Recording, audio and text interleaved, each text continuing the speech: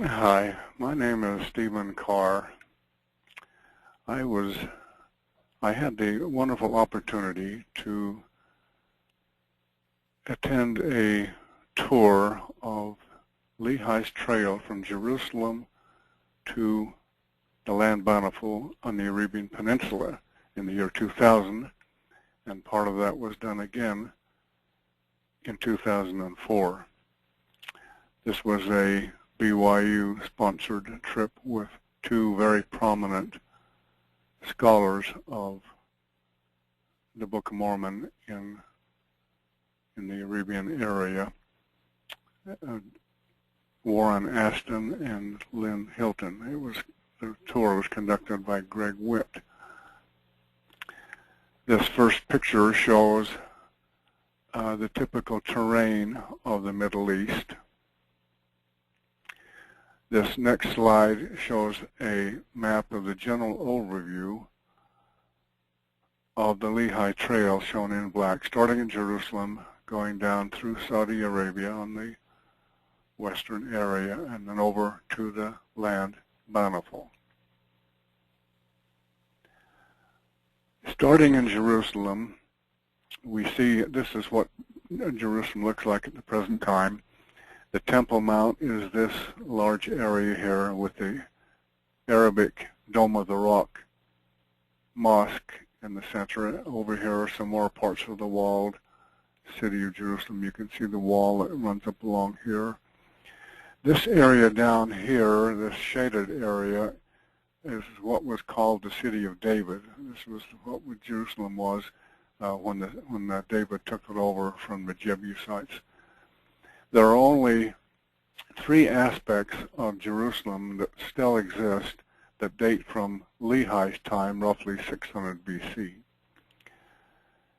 At the time that Lehi left Jerusalem, the configuration was as outlined with these blue or black lines. This is the wall that surrounded Jerusalem. The Temple Mount is up here with Solomon's Temple, later to be reconfigured as Herod's Temple. This wall right here is one of the three things that are still left in Jerusalem. Here is a picture of that wall. It's about 10 to 12 feet wide or wider. Right now it's only about 10 feet high, but it used to go way up here to form part of the walls, the bulwark of Jerusalem. The second aspect of Jerusalem that is still present is Hezekiah's tunnel. This is a tunnel that was dug from the Gihon Spring over to the Pool of Siloam to allow water to go into Jerusalem during the siege by the Nebuchadnezzar's Babylonian and previous Assyrian forces. This channel is still intact. You can see on the walls of the tunnel the gouge marks made by the chisels and the tools 3,000 years ago. And the water at the present time is rather low. This is the Pool of Siloam, where that water comes out at to. And up until about 30 years ago, the Arab women who still live around here used to draw this water not only for clothes washing and so forth, but also for drinking. This pool is still intact.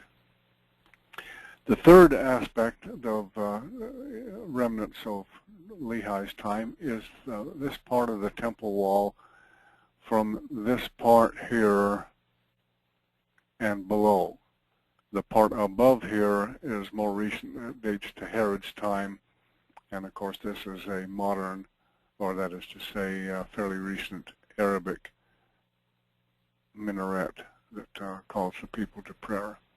And so this part here dates to 600 BC and before, back to Solomon's time. We understand that Lehi may not have lived directly in Jerusalem, but had an estate of some sort outside of Jerusalem. This is not the picture of Lehi's estate, but this is a subjective indication of what it may have been, with various kinds of trees and groves and a moderately nice estate. When Lehi was instructed by the Lord to leave Jerusalem on short notice and head somewhere, we do not know exactly how that happened. Most scholars feel that he left from Jerusalem and went down this line down to the area called En-Gedi, which is an oasis on the Dead Sea, in order to get away from the Jerusalem authorities who wanted to kill him. There's a possibility he could have gone across and then over on the other side of the Dead Sea and then come down what is now Jordan, but in doing that he would have had to pay tolls and taxes to the various tribes that lived over in this part of the territory.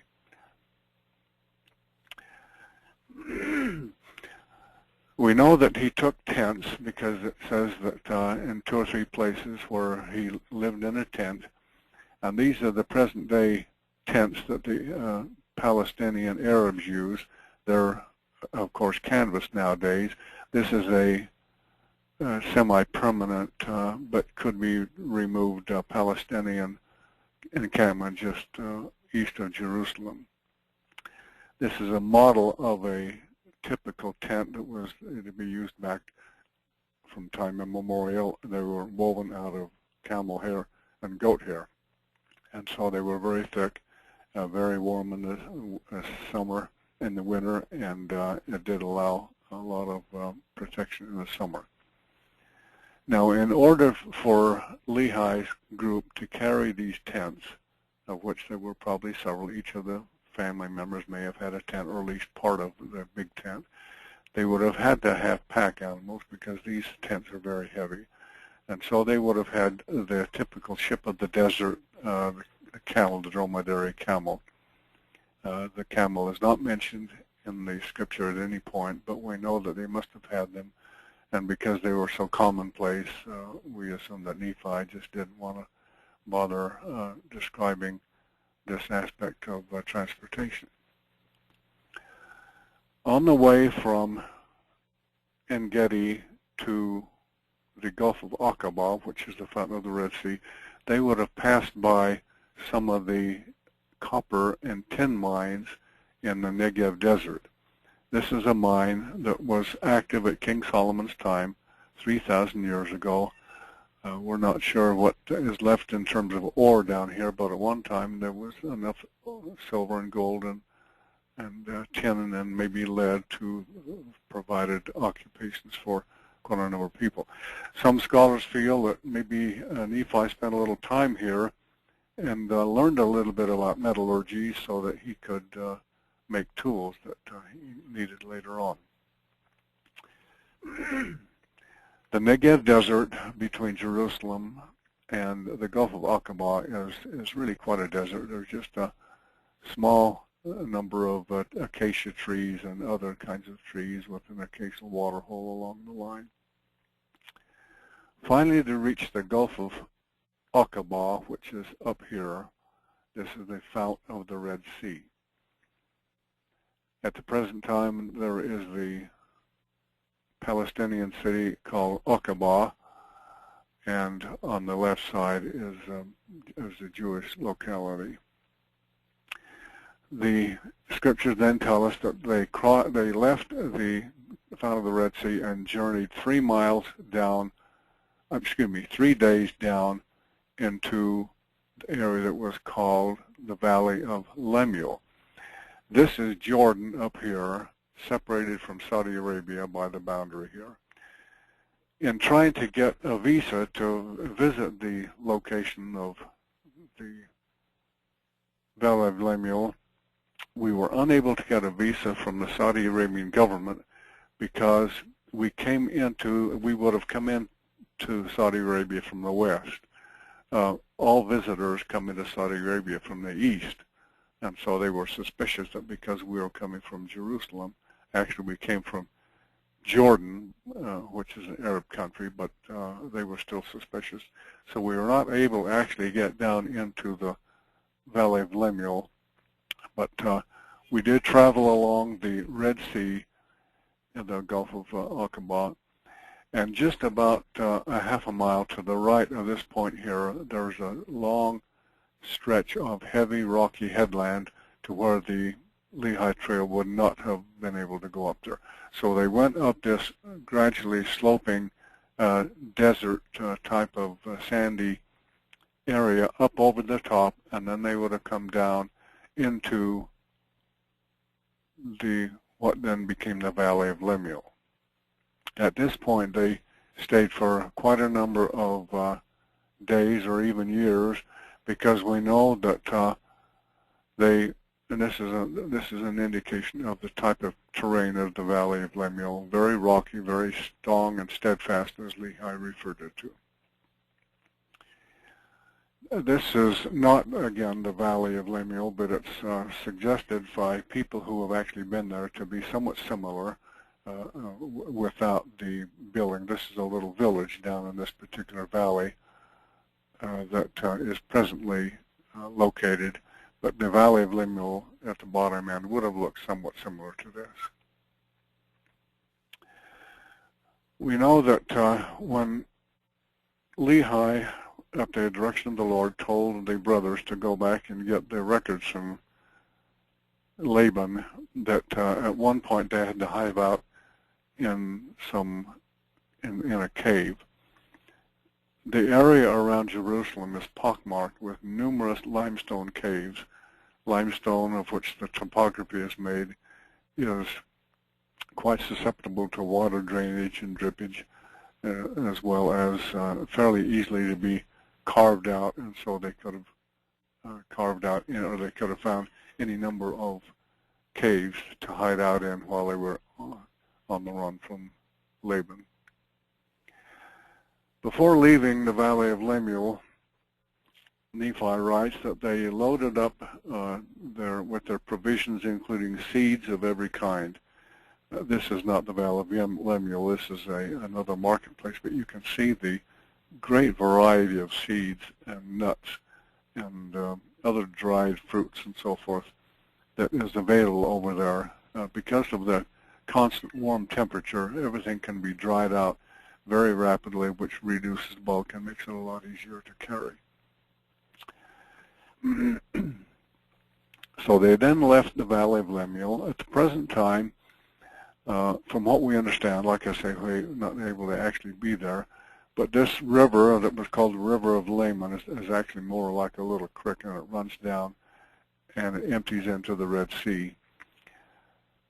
At the present time, however, it has been utilized for irrigation and so forth, and so it actually seeps into the ground before it actually gets down to the Red Sea. Starting at this point, the caravan would have followed roughly the old frankincense trail that went from Jerusalem and the Gulf of Aqaba down to the country of Oman, where the frankincense trees grow. This picture is taken in Oman, where the land Bountiful is located. This is our Omani guide. This is the typical type of garb they wear, a nice white loose-fitting gown. And this is a frankincense tree, not very much of a tree. You can see the sparse leaves are more like needles, and he's cutting a section of the trunk, and this white sap oozes out, and when the sap dries, then it is broken off and harvested, and this is what frankincense is. It's the dried sap of this tree, and when ignited, it doesn't really burn. It just kind of smolders and produces the incense that is so desirable.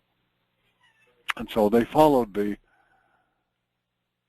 frankincense trail along with the help from the Liahona down along the east shore of the Red Sea. In fact, the Nephi tells us they went on a south-southeast direction. At some point down here, we know of the situation where Nephi's bow broke, and the other brothers' bows, which are made out of wood, lost their springs. In other words, they became useless. They were no longer strong. Well, it's interesting at this particular location, because of the moisture in the air and the salt water and so forth, that even at the present time, there are automobile fenders that will rust out in a matter of a year or two because of the nature of the atmosphere. And so it's suggested that Nephi's bow broke because it was affected by the climate here, and so he had to use the natural native type of woods in order to make a bow. The wood down in this area is grown to withstand the effects of the air, and so they were able to use a bow in order to find their prey.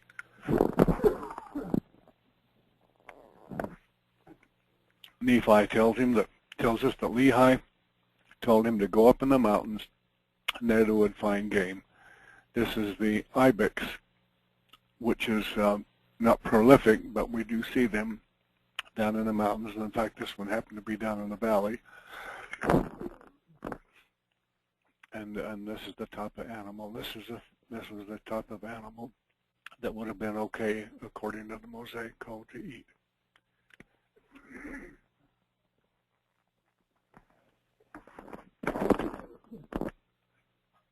So they continued from the Brokerville area down along the shores and the mountains of the Red Sea until they came down into what is now Yemen.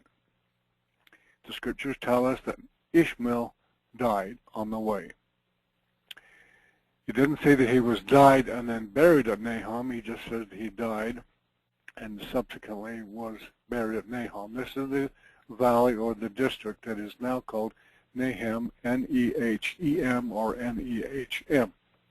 You might be interested, if you don't already know, that in the Arabic, the Aramaic, and the Hebrew languages, when words are written, the vowels are left out.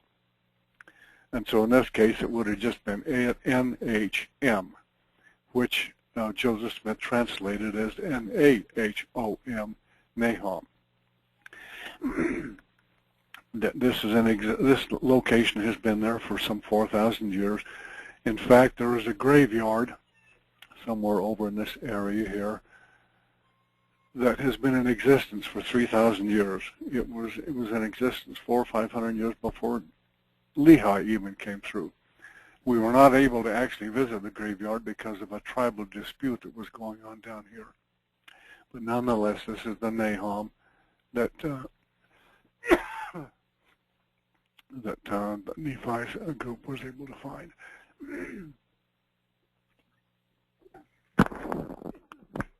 You'll have to excuse me a little bit. I've had a cold and I still got a scratchy throat.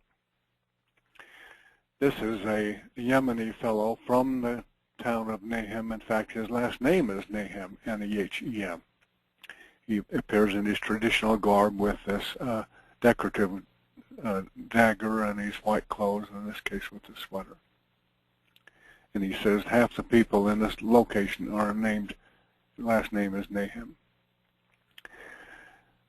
And so in the Book of Mormon it's called Nahom, and after a period of time when Ishmael was buried and the daughters finished their mourning, then Nephi tells us that they then proceeded to go roughly due east.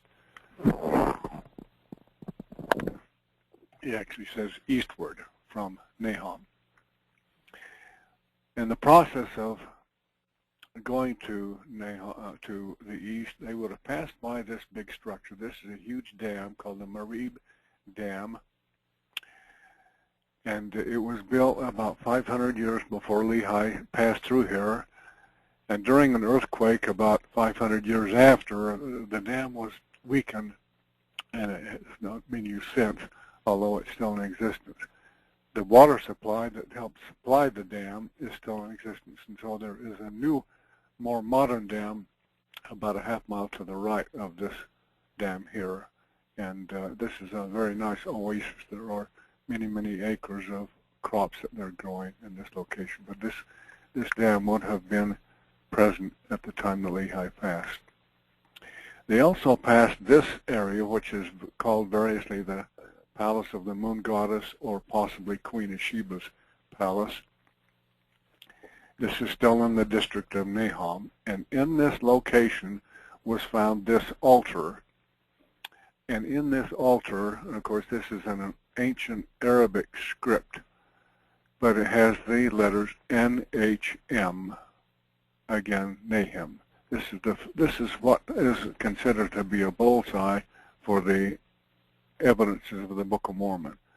This is a definite place in the land of Arabia, right exactly where Nephi said it would be according to the travels of the Lehite colony.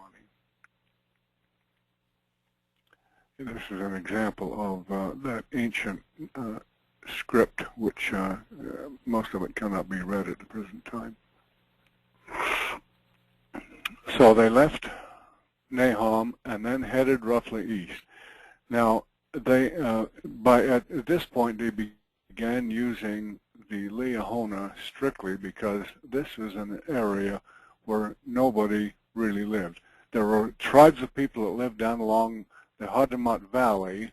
There are some towns and cities, and this is a little river down here. But up here, they would have transected this location and been without anybody that they would have come in contact with.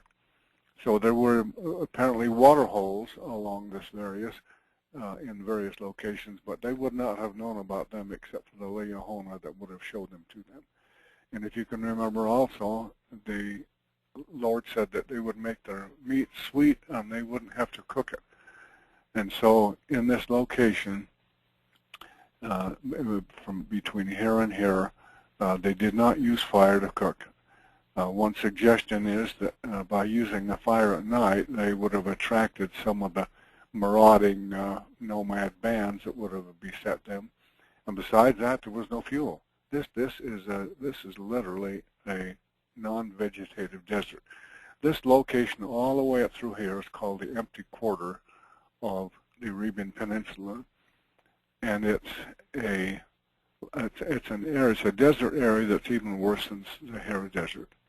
This is some of that typical country we see. There are a few branches, little trees, and so forth. But well, and this is a picture of the escort that followed us along. Yemen is one of the most lawless countries in the world, and there are various tribes that have jurisdiction over the various parts of the road. And so we had to have these armed escorts to help negotiate our way from one place to another through the country of Yemen. This particular, let me go back there. In this particular location in Yemen, we had a Yemenese guide, and it's interesting. He wore this is the soldier's uniform. This is not the typical garb. You saw the other individual, Nahum, that had the white garb and then the ceremonial dagger. Well, this guide also had that. But in addition, on his left hip, he had a cell phone and a pager, and on his right hip, he had a silver-plated .38 caliber semi-automatic pistol, and it was loaded. So there's a lot of lawlessness and a lot of concern that if you go over there without some sort of support, you might have trouble. In fact, since we were there, Americans, there are essentially no Americans even visiting there because it's too dangerous with Al-Qaeda and so forth.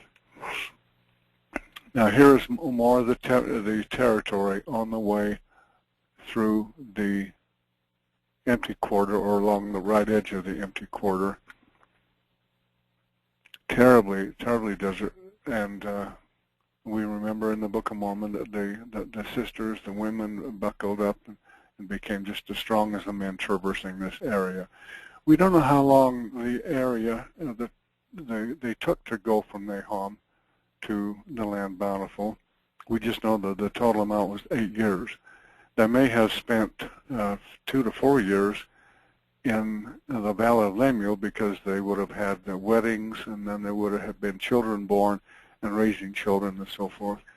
And so the total time was 8 years, but they may have only been on this particular part of the trek maybe a year or two, living on whatever the Lord provided for them.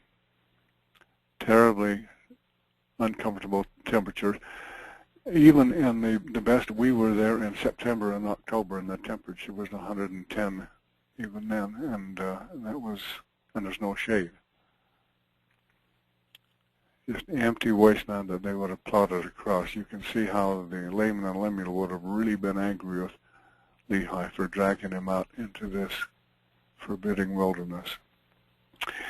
Eventually, they came to some low mountains, and they looked ahead, and all of a sudden there were some trees that started to show up, and a little bit of haze in the distance.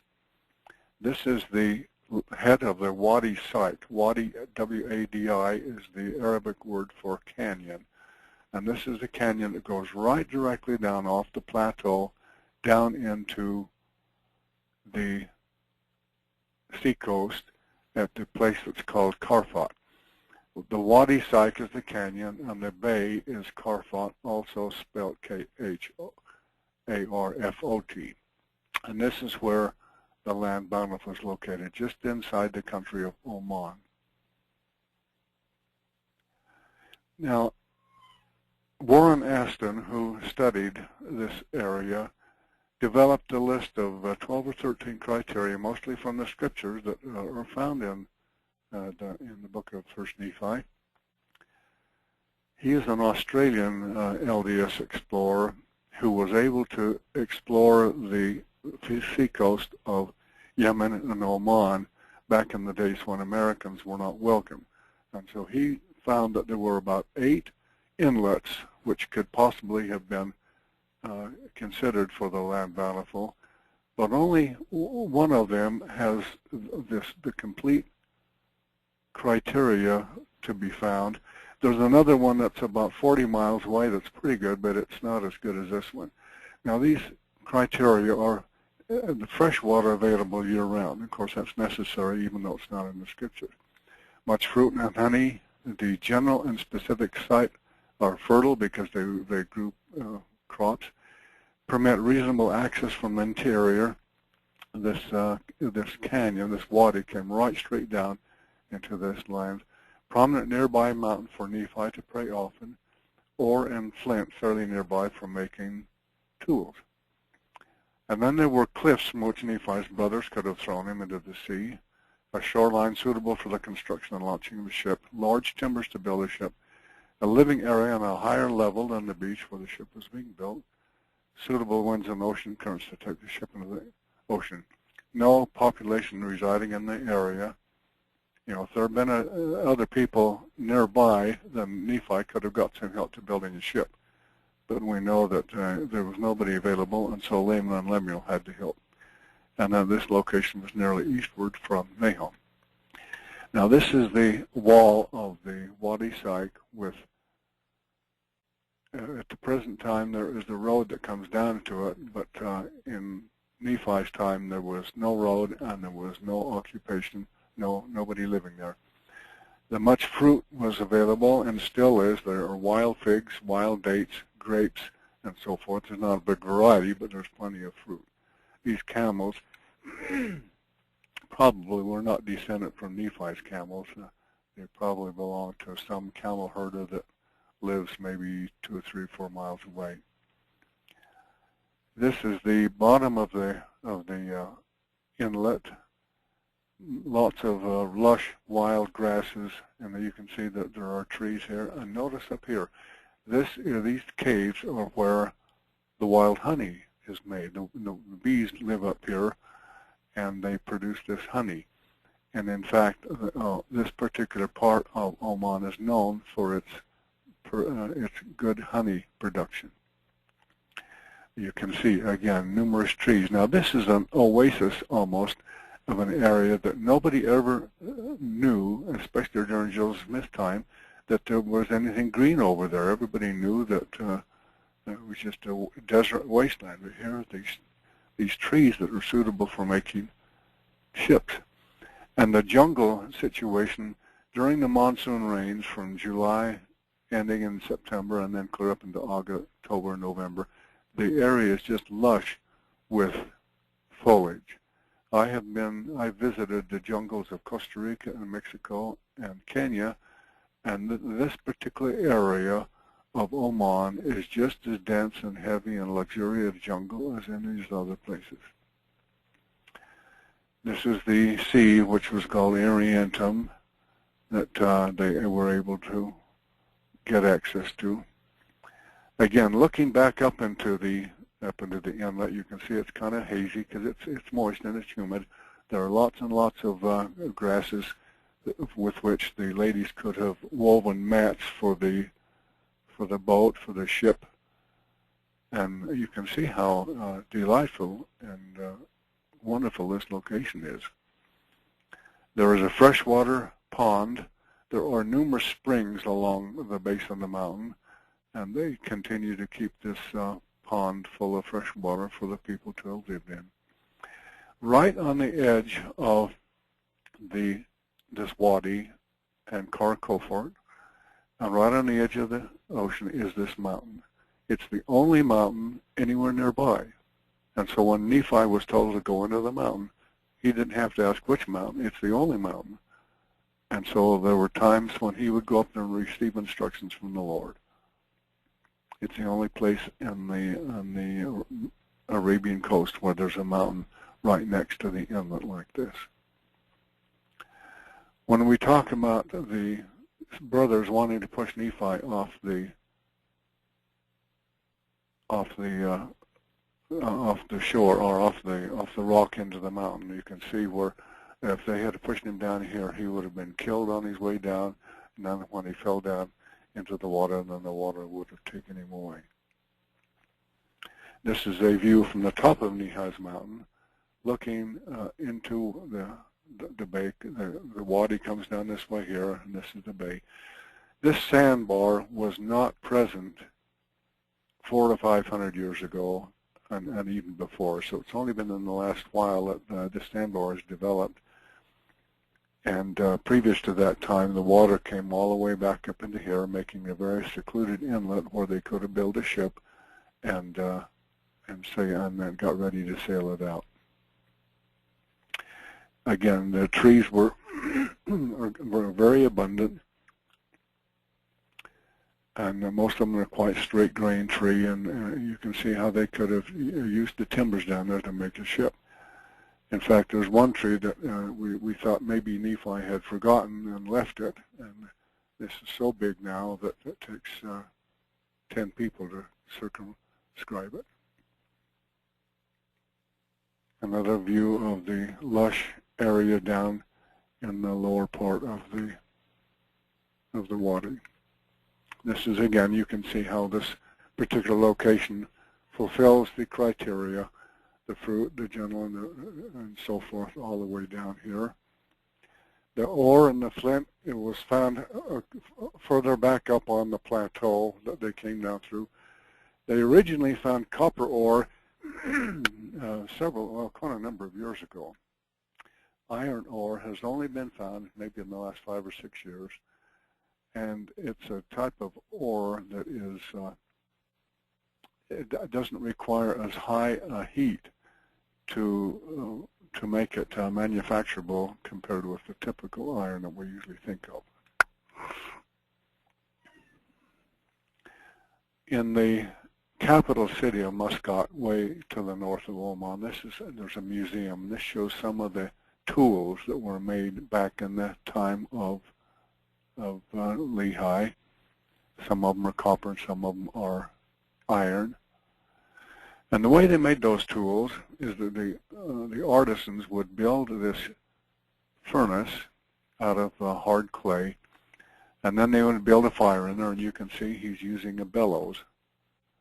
That's what these things are to help make the fire hot.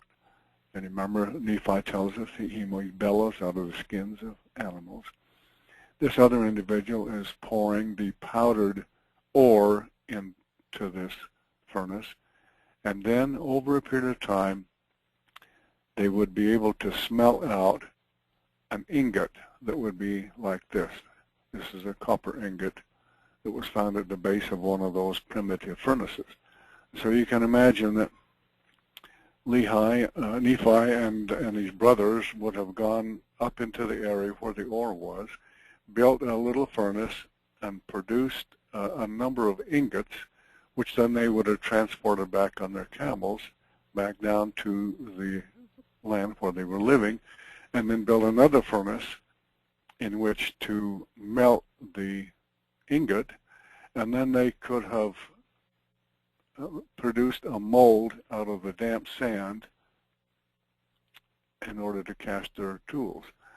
This is an adze, A-D-Z-E, and you can see over here the head. It's a very simple tool, and it's used for shaping timbers.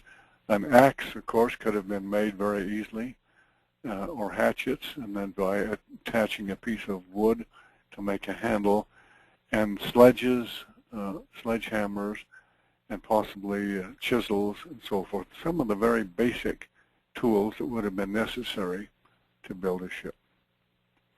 This is a carpenter, and he's showing us how he has a very simple drill. This is a rotating drill, and this is the drill bit that goes in. He's drilling a hole in the handle of his toolbox. And you can see this right here. This is his bow, and this is the rope that goes around it. So he moves this back and forth quickly, and this iron drill then proceeds to drill a hole through the wood. And so as primitive as this is all that would be necessary in order to make holes in wood to join from one wood to another by the means of dowels or bolts and so forth. We don't know what Nephi's ship looked like. He uses the word ship, at least that's how Joseph Smith translated it. Whether it's really ship or whether it's some other kind of vessel, nobody seems to know, except that we do know that it was made after the manner of the Lord told him and not after the manner of man. This is a typical Arab dhow, D-H-O-W, that is made using fairly primitive tools, but we don't think this is big enough for the Lehi colony to then go to the New World.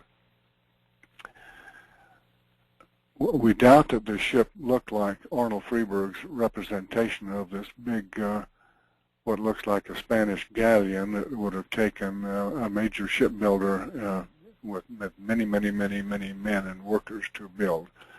It's more like it was something simple. This picture is a shot of Thor Heyerdahl's Kontiki raft that he built, that he took 8 sailors from the coast of Peru west across the Pacific Ocean to the islands of Polynesia. This was a relatively small item. There were only 8 people living on there. And for food, they largely, and the next picture is also the same thing, they largely subsisted on what they took with them in addition to catching fish.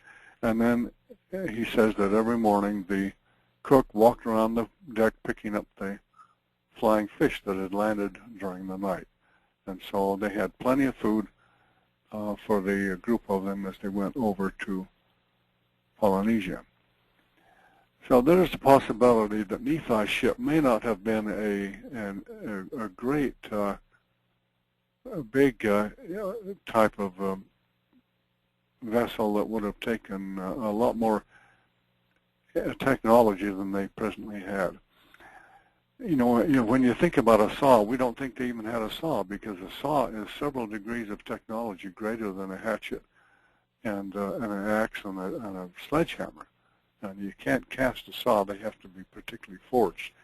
And so they may have been able to take some of the timbers and produce you might say, a glorified raft.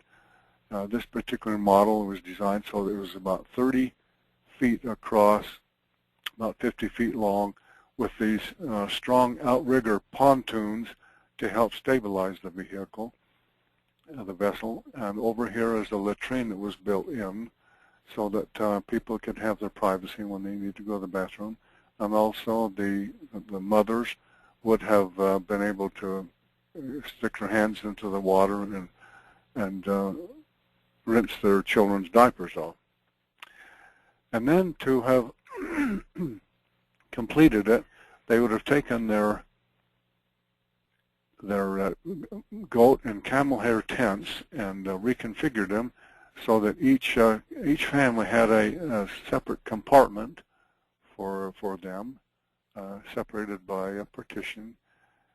And maybe also they may have sacrificed their camels when they got ready to leave and used their camel hides to produce a bulwark so that when the waters would rush in, they would keep most of it out.